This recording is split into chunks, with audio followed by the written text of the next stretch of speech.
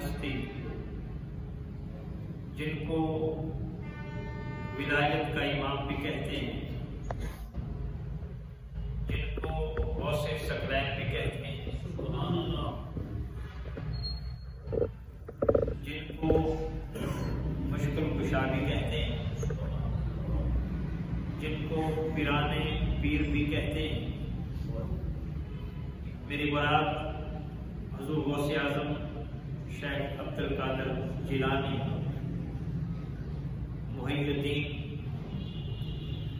اللہ جل مجدہ ان کے درجات بلند فرمائے اور ان عظیم ہستیوں کے صدقے ہماری دنیا اور آخرت آسان فرمائے۔ یہ ربیع الثانی کا مہینہ ہے، اس مہینے کی 11 تاریخ کو حضور غوث اعظم کا سالانہ عرس مبارک ہوتا ہے، جس کو بڑی 11ویں شریف کے نام سے موسوم کیا جاتا ہے۔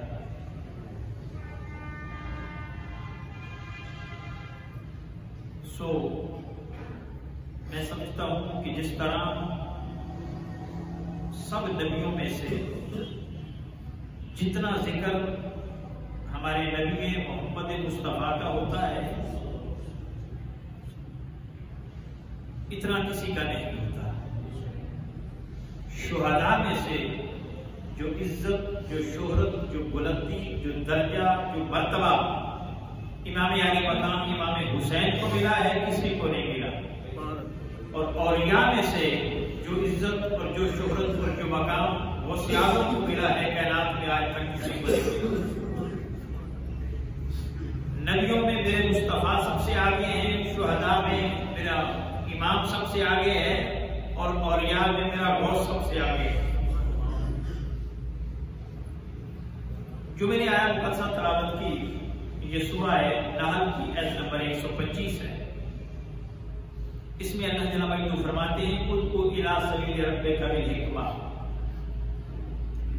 اے رسول معظم آپ اپنے رب کے راستے کی طرف حکمت اور عمدہ نصیحت کے ساتھ بلائیں۔ یہ حضور کو حکم تھا، اور میرے نبی نے فرمایا العلماء ورثۃ الانبیاء، علماء انبیاء کے وارث ہوتے ہیں۔ اولیاء اور علماء ایک ہی چیز ہے علم کے حوالے سے، کوئی ولی علم کے بغیر ولی نہیں بن سکتا۔ ضروری نہیں کہ ہر عالم ولی ہو، لیکن یہ ضروری ہے کہ ہر ولی عالم ہو۔ ولی عالم ہوتا ہے، ہر عالم ولی ضروری نہیں ہے۔ تو جو اللہ کا ولیدہ بندہ، اللہ کا ولی، نیک صالح متقی ہوتا ہے، اس کو اللہ کے دین کا علم بھی ہوتا ہے۔ انبیاء کے بعد یہ سلسلہ اولیاء اور علماء کی طرف منتقل ہوا، اور طریقہ یہی بتایا کہ دعوت و تبلیغ کا جو طریقہ تاجدار کائنات نے اپنایا تھا، وہی طریقہ اب اولیاء اپنائیں گے، صلحاء اپنائیں گے۔ بدقسمتی ہمارے یہاں تقسیم ہو گئی کہ اولیاء اللہ کا کام تعلیم و تبلیغ کرنا نہیں ہے، ان کا کام دم کرنا، برکت کے لیے دعا کرنا، وظائف دینا اور وظائف پڑھنا رہ گیا ہے، حالانکہ ایسا نہیں ہے۔ میں کہہ رہا ہوں ولایت کے بہت بڑے امام، بلکہ سب سے بڑے امام شیخ سعدی علیہ رحمہ جیسا شخص بھی یہ بات کہتے ہوئے مجبور ہو کر کہنے لگا، کہتے ہیں کہ غوث اعظم درمیانے اولیاء جو محمد درمیانے انبیاء، جو 1,24,000 نبیوں میں سے محمد مصطفیٰ کا مقام ہے، وہی کائنات کے سب اولیاء میں سے حضور غوث اعظم کا مقام ہے۔ جس طرح نبیوں میں میرے مصطفیٰ کا کوئی ثانی نہیں ہے، اسی طرح ولیوں میں حضور غوث اعظم کا کوئی ثانی نہیں۔ اس پائے کے عالم، اس پائے کے ولی، ان کی زندگی دعوت و تبلیغ میں گزری ہے، دم اور وظائف میں نہیں گزری۔ یہ بات ذہن نشین کرتے ہیں۔ تبلیغ و تعلیم کے فروغ میں گزری. ان سے کسی نے پوچھا کہ آپ کتب کیسے بنے؟ فرمایا درست علم حتی صرت کتبا، میں علم پڑھتا پڑھاتا رہا یہاں تک کہ کتب کے مقام پر فیض ہو گیا. تو یہ علم کو ذریعہ بنایا حضور غوث اعظم شیخ عبد القادر جیلانی. اور اگر آغاز سے دیکھیں تو وہ واقعہ روز روشن کی طرح آیا ہے آپ کی سیرت کے حوالے سے. ازبر ہے لوگوں کو کہ آپ کی والدہ ماجدہ نے اپنے بیٹے کو باہر بھیجا، اپنے گھر سے باہر بھیجا. کس لیے؟ صرف علم کے حصول کے لیے. گدی پہ بھی نہیں بٹھایا. یہ حضور غوث اعظم کے والد ماجد بہت بڑے ولی کامل تھے. ان کی والدہ ماجدہ بہت بڑی ولیہ کاملہ تھی. لیکن والدہ نے دم درود کے لیے، جیسے آج کلچر بن چکا کہ جو آستانے ہیں، جو گدیاں ہیں، وہاں لوگ آتے ہیں صرف دم کروانے کے لیے، دعا کروانے کے لیے. وہاں بدقسمتی سے دعوت و تبلیغ کا سلسلہ بھی نظر نہیں آتا. اور حضور غوث اعظم شیخ عبد القادر جیلانی علیہ رحمہ بعضو تبلیغ کرتے رہے زندگی بھر. ماں نے بغیر علم کے گدی پہ نہیں بٹھایا. ماں نے گھر سے باہر بھیجا، رخصت کیا علم کے حصول کے لیے. علم کے حصول کے لیے بھیجنا یہ کائنات کے ولایت کے بہت بڑے امام کی ماں کی سنت ٹھہرا. اور علم کے حصول کے لیے جانا یہ سنت غوثیت ہے. اور پھر راستے میں جو واقعہ آیا وہ آپ کے کردار کی عکاسی کرتا ہے کہ آپ کا کردار کیسا ہے. کہ جب ڈاکوؤں نے حملہ کیا آپ کے قافلے پر، لوٹ مار کی، اور بلا کر کے ایک شخص آیا، اس نے آپ سے پوچھا کہ آپ کے پاس بھی کچھ ہے؟ فرمایا ہاں میرے پاس 40 دینار ہے. تلاشی نہیں کی تو نظر نہ آئے. پھر آپ نے وہ نکال کر دے دیے. فرمایا کہ میری ماں نے کپڑے میں اس کو سلائی کر کے رکھ دیا تھا. تو وہ ڈاکو بڑا حیران ہوا. اس نے کہا ہر کوئی ہم سے چھپاتا ہے، تیرا تو مال ہمیں نظر بھی نہیں آیا، لیکن تو نے پھر بھی کھول کر دکھا دیا. اس کی اصل کیا ہے؟ اس کی ریزن کیا ہے؟ حضور غوث اعظم بچپن میں یہ کہہ رہے ہیں کہ میری ماں نے مجھے علم کے حصول کے لیے بھیجتے ہوئے ایک نصیحت کی تھی کہ بیٹا سچ بولنا. میں اپنی ماں کے حکم کی نافرمانی نہیں کر سکتا. یہ بات ان پر عجیب گزری اور انہوں نے یہ فیصلہ کیا، بڑے سردار کے پاس جا کر فیصلہ کیا کہ یہ ماں کا حکم ماننے سے انکاری نہیں ہے، خدا کا حکم ماننے سے انکاری ہو گئے. اور اس پہلے ڈاکوؤں کے قافلے نے بچپن میں حضور غوث اعظم شیخ عبد القادر جیلانی کے کردار کو دیکھ کر توبہ کی. کاش آج وہ رویہ بن جائے کہ مائیں بچوں کو اسکول بھیجتے ہوئے کہیں کہ بیٹا سچ بولنا ہے، اور وہ پھر سچائی نظر آتی ہے. جو درس ماں دے گی وہ نظر آئے گا. بابا فرید احمد گنج شکر کی ماں مصلے کے نیچے گڑ رکھا کرتی تھی، پھر بابا فرید گنج شکر بنے نا.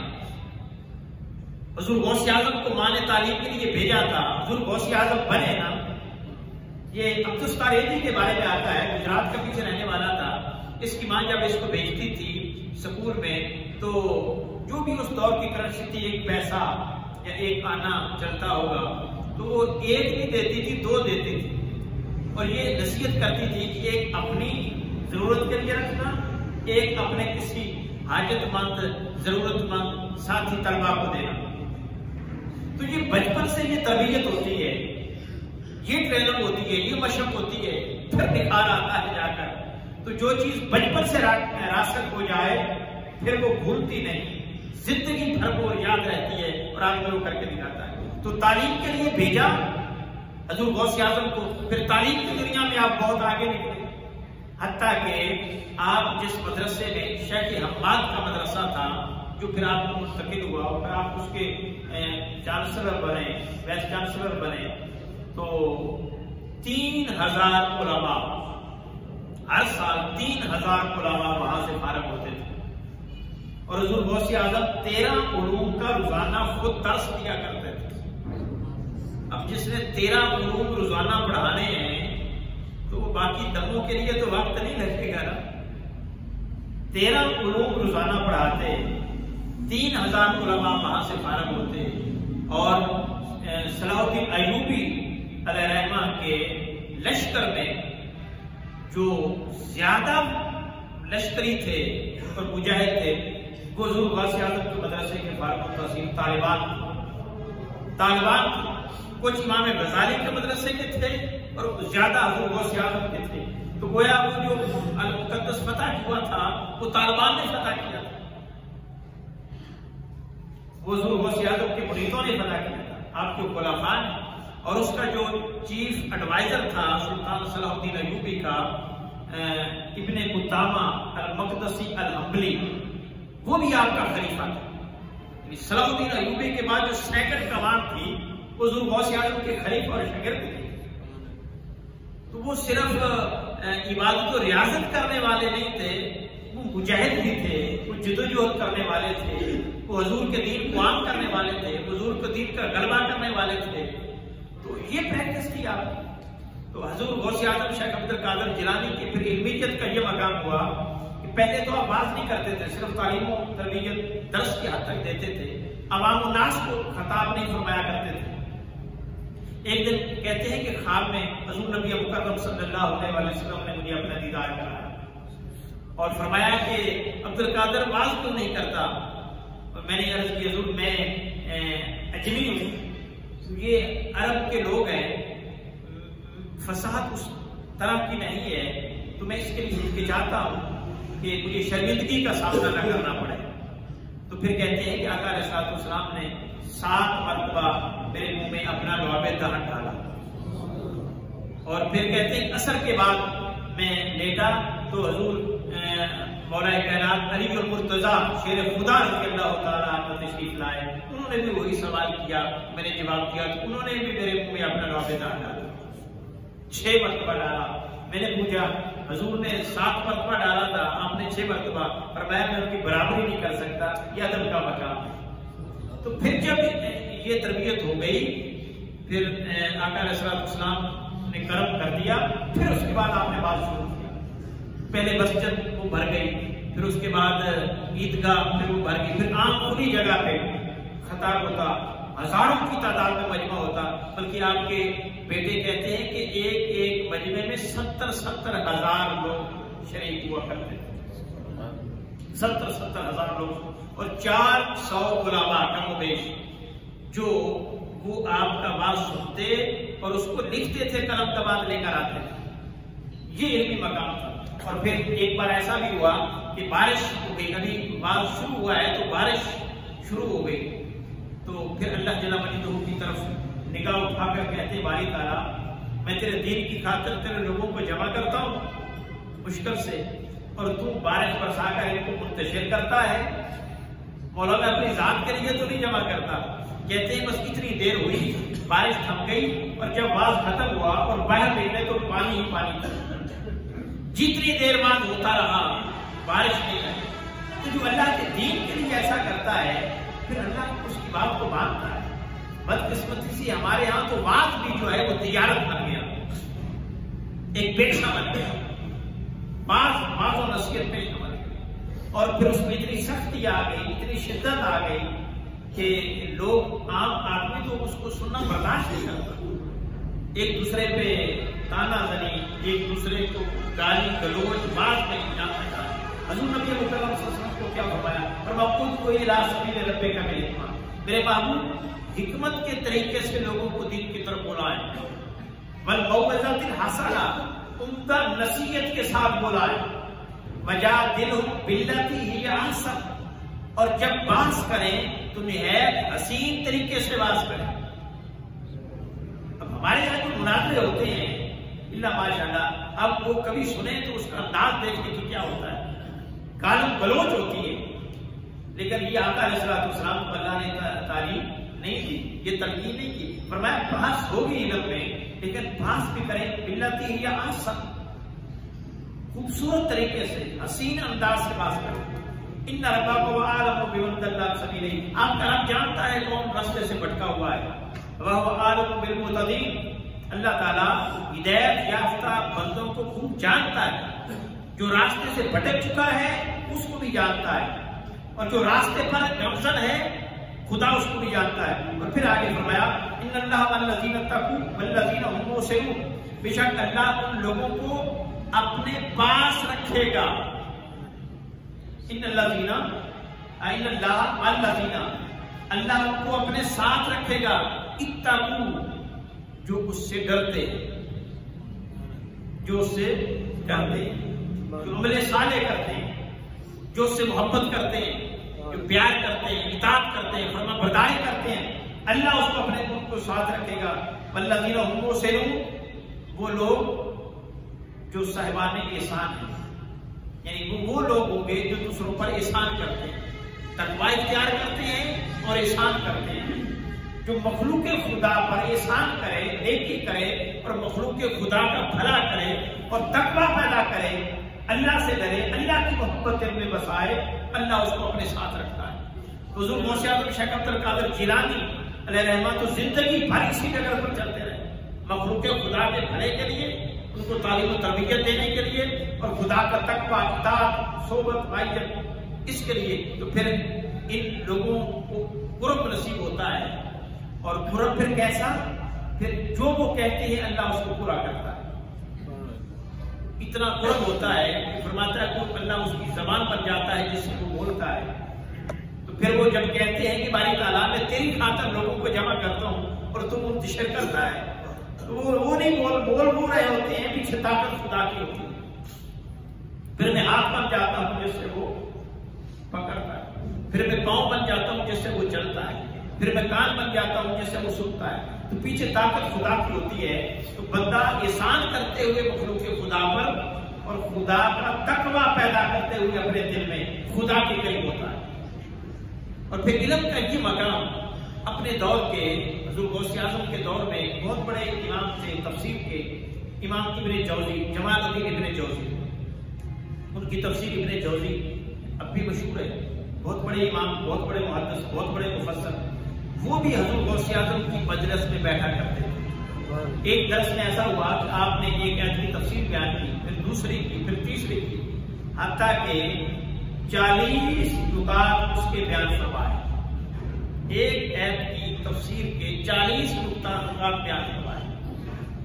شیخ جمال الدین ابن جوزی سے کسی نے پوچھا، آپ بہت بڑے مفسر ہیں، کیا آپ یہ نکات جانتے تھے اس آیت کے؟ فرمایا جو پہلے 11 تھے وہ میرے علم میں تھے، لیکن باقی جتنے ہیں میں ان کو نہیں جانتا۔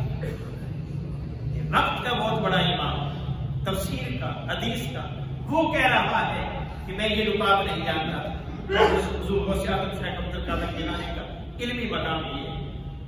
اور پھر شیخ شہاب الدین سہروردی علیہ رحمہ، وہ بھی آپ کے دور کے تھے۔ سلسلہ سہروردیہ جن سے شروع ہوا ہے، وہ کہتے ہیں میں چھوٹا سا بچہ تھا اس وقت، تو میں اپنے چچا شیخ نجیب الدین سہروردی کے ہمراہ حضور غوث اعظم کی مجلس واقع میں جاتا تھا، مجلس واقع۔ تو وہاں میں کیا دیکھتا کہ لوگوں کا جبر غفیر ہے، اور میرے چچا بہت بڑے ولی کامل تھے، بہت بڑے عالم تھے، تو وہ بڑے ادب کے ساتھ بیٹھتے، بزرگ ہو کر، حالانکہ حضور غوث اعظم جوان تھے، وہ بزرگ ہو کر ان کو بڑا احترام کرتے، ادب کرتے۔ تو میں نے ایک دن پوچھا آپ اتنا بڑا ادب کرتے ہیں اس نوجوان کا؟ شیخ شہاب الدین سہروردی کہنے لگے خدا کی قسم، ان کی شہرت اور عزت اور مقام زمین پر کم ہے، آسمان پر اس سے زیادہ ہے۔ یعنی اپنے پائے کے عالم اگر بیان کریں، اس دور کی عقیدت مند اور مریدین تو کرتے ہیں، پائے کے عالم اگر بیان کریں، تعریف کریں تو پھر مزہ آتا ہے۔ اور شیخ حماد جن کے آپ شاگرد بھی ہیں، جن کے آپ مرید بھی ہیں، ان سے کسی نے پوچھا یہ جوان جب آپ مجلس میں آتا ہے تو آپ اس کا بڑا احترام کرتے ہیں، اس کا بڑا ادب کرتے ہیں اور آگے بٹھاتے ہیں، اس کو پروٹوکول دیتے ہیں، اس کی کیا وجہ؟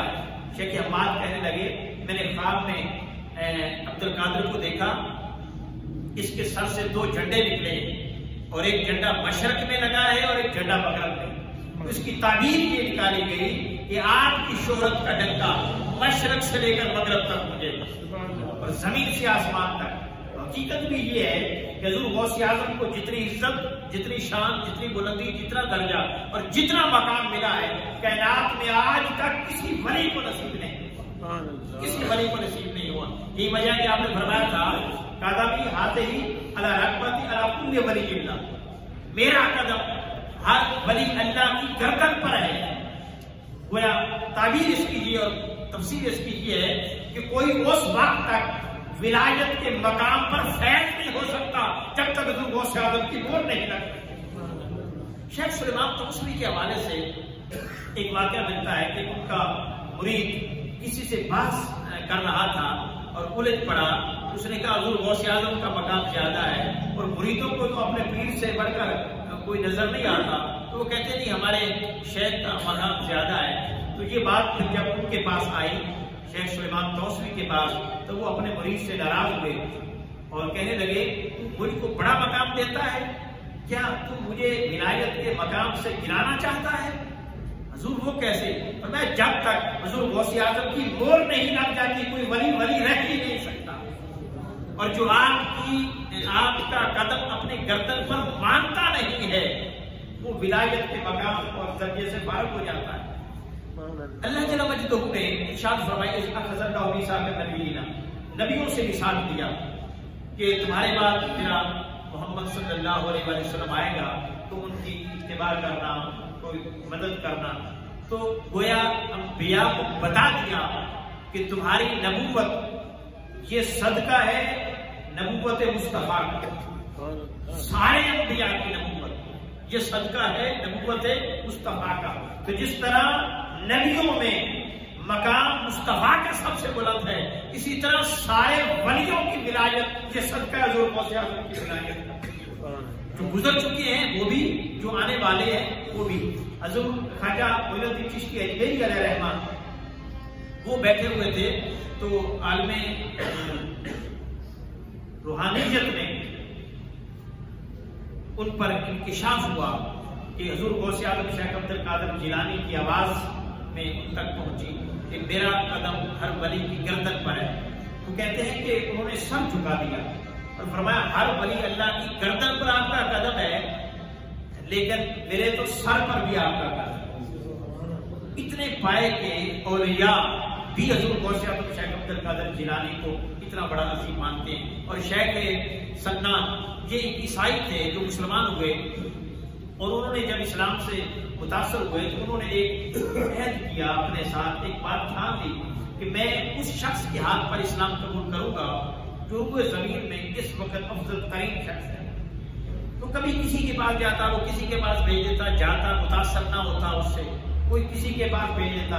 اسی 605 میں تھے کہ ایک رات خواب میں حضرت عیسیٰ علیہ السلام کا ظہور ہوا، خواب میں ملے اور فرمایا سنان تو چاہتا ہے کہ میں دنیا اسلام کے سب سے عظیم شخص کے ہاتھ پر بیعت اسلام کروں؟ جی حضور۔ فرمایا جا بغداد چلا جا، عبد القادر سے بڑھ کر کوئی افضل نہیں۔ انبیاء بھی گواہی دے رہے ہیں عبد القادر سے، اور پھر آپ کے شیخ حماد ایک آپ کی کرامت ہے، وہ کہتے ہیں کہ ان کا مرید آیا ان کے پاس اور سفر کی اجازت مانگی، میں تجارت کے سفر پر جانا چاہتا ہوں، آپ سے اجازت لینی ہے اور آپ سے دعا کروانی ہے، تو کوئی فال نکال دیں یا جو بھی کوئی آپ ذرا دیکھ لیں۔